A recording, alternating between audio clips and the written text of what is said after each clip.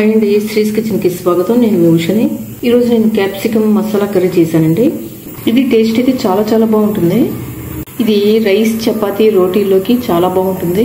Simple గా ఈజీగా చక్కగా చేసేసుకోవచ్చు. ఇది ఈ క్యాప్సికమ్ మసాలా కర్రీ ఎలా చేసిన ప్రాసెస్ ఏంటో మీరు ఈ వీడియోలో చూసేయండి.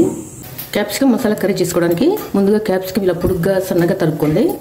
తర్వాత ఉల్లిపాయలు, పచ్చిమిర్చి, ఒక 2 టమోటాలు కట్ చేసుకోండి. పచ్చి కొబ్బరి, చిన్నులపాయలు, అల్లం ఇలా రెడీగా పెట్టుకోండి. అన్ని వెలిగించి ఒక కడాయి పెట్టుకోండి. అందులో కొంచెం ఆయిల్ వేసుకోండి. ఇందులో కొన్ని పల్లీలు వేసుకోండి. సిమ్లో పెట్టుకుని చక్కగా వేయించుకోండి. ఇవి ఇలా కొంచెం వేగిన తర్వాత మనం కట్ చేసి పెట్టుకున్న ఈ చిన్నులపాయలు, అల్లం, పచ్చి కొబ్బరి వేసేయండి.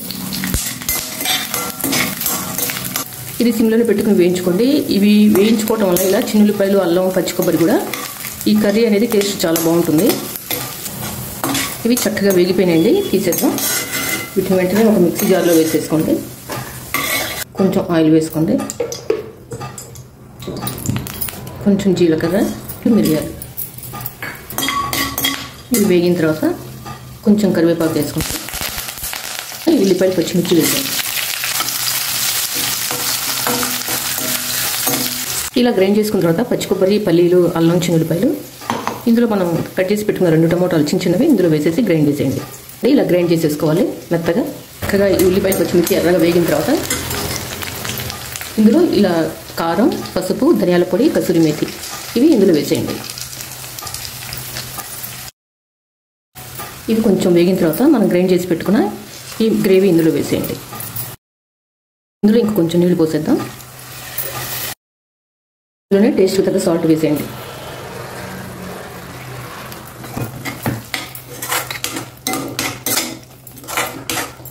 ఒక్క నిమిషం మూత పెట్టేద్దాం.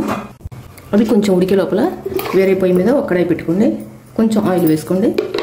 ఇందులో మనం కట్ చేసి పెట్టుకున్నాం కదా ఈ క్యాప్సికమ్ ముక్కలు ఇందులో వేసేయండి. ఇవి కొంచెం సాఫ్ట్గా అయితే చాలండి, ఎక్కువ ఓవర్గా కుక్ చేయాల్సిన అవసరం లేదు. ఇంకా తీసేద్దాం.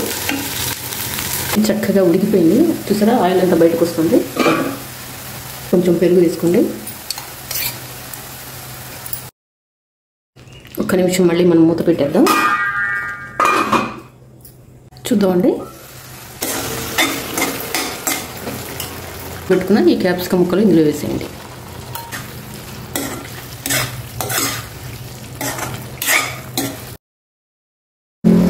ఒక్క 10 సెకండ్లు మనం మూత పెట్టేద్దాం. చూద్దామండి. చక్కగా ఉడికిపోయిందండి, చూసారా ఆయిల్ అంతా బయటకు వచ్చేస్తుంది. మనం కొంచెం కొత్తిమీర చల్లేసేసుకుని స్టవ్ ఆఫ్ చేసేద్దాం. ఇంతేనండి, క్యాప్సికమ్ మసాలా కర్రీ చేయడం అయిపోయింది. అసలు టేస్ట్ అయితే అదిరిపోయిందండి. అసలు చాలా చాలా బాగుంది. నేను చెప్పినట్టు మీరు కూడా ట్రై చేసి ఎలా వచ్చిందో నాకు కమెంట్ బాక్స్లో తెలియజేయండి. ఈ వీడియో మీకు నచ్చినట్లయితే లైక్ చేయండి, షేర్ చేయండి మీ ఫ్రెండ్స్ అందరికీ, రిలేటివ్స్ అందరికీ.